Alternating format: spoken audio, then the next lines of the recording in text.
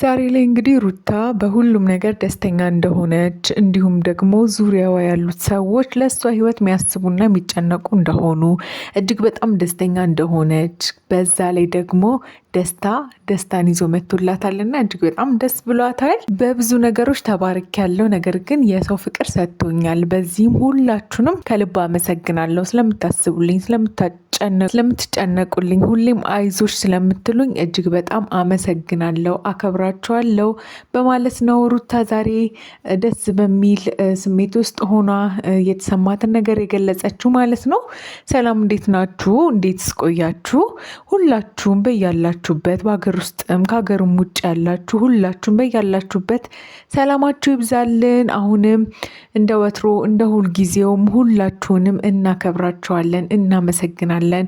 ቤተሰብ ያልሆናችሁን ደግሞ ቤተሰብ እንድትሆኑንና አብረን ረጅሙን መንገድ እንድንዘልቅ እንዲሁም ለእናንተ የተለያዩ አዳዲስ ያልተሰሙ ትኩስ የሆኑ ቤተሰባዊ መረጃዎችን ወደ እናንተ የምናደርሳችሁ ይሆናል ማለት ነው። አብራችሁን ስላላችሁ ሁሌም እንደምንለው እናከብራችኋለን፣ እናመሰግናችኋለን።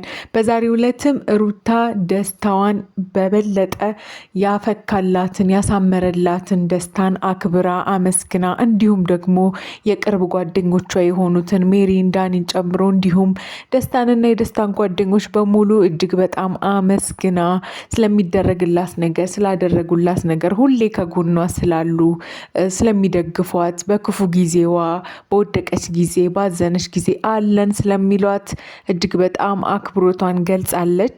በዚህ መሀል ግን ደስታ ያለው ውስጡ ስሜት ምንድን ነው? ሁሌም ለሩታ ቅርብ ነው። ነገሮችን ወደ እሷ አድርጎ ማስተካከል ይፈልጋል። ህይወቷን አብሮ ለመምራት ይፈልጋል። ይህን ስሜት ግን ከበድ ባለ ጥያቄ ያው ጠይቋታል ማለት ነው። ደስታ ያው እንግዲህ የሩታ ምላሽ የሆነው ምንድን ነው? አሁን ላይ አንተ ስለምታስብልኝ ስለምትጨነቅልኝ በብዙ ውድቀቶቼ በብዙ ሀዘኖቼ መሀል አንተ ስላለክ ስለምትረዳኝ አለውልሽ ስለምትለኝ እጅግ በጣም አመሰግንሃለሁ፣ አከብረሃለሁ። ነገር ግን አሁን ሌላ ውሳኔ ዝግጁ አይደለሁም። ጊዜ ያስፈልገኛል። ደስታ አንተ ጥሩ ሰው ነክ፣ መልካም ሰው ነክ፣ ለእኔ ሀሳቢ ነክ። ነገር ግን አሁን ላይ ትንሽ ነገሮችን ማስተካከል እፈልጋለሁ።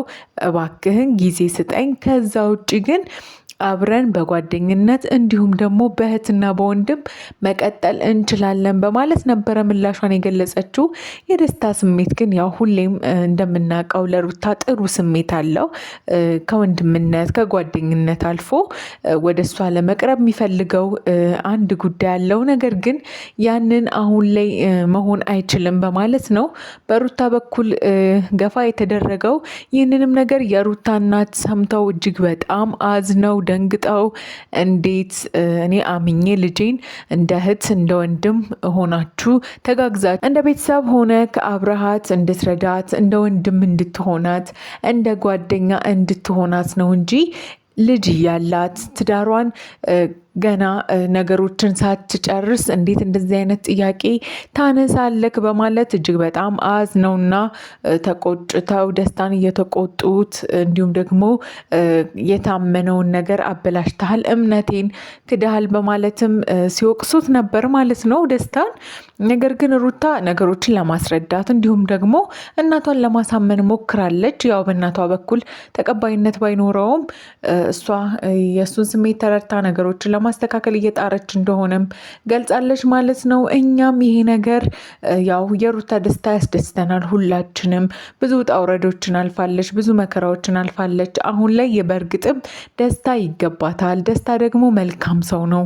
ስለዚህ የእሷን ደስታ ሁላችንም የምንቀበለው ነውና መልካሙን ቸሩን ነገር ያሰማን እንላለን ማለት ነው። እናንተስ ውድ ቤተሰቦቻችን ምን ተሰማችሁ በዚህ ዙሪያ? እስቲ ሀሳባችሁን አስቀምጡልን።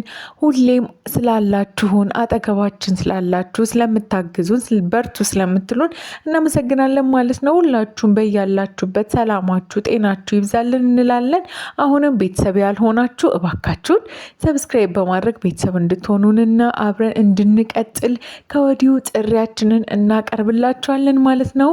እንወዳችኋለን። በያላችሁበት ሰላማችሁ ይብዛልን።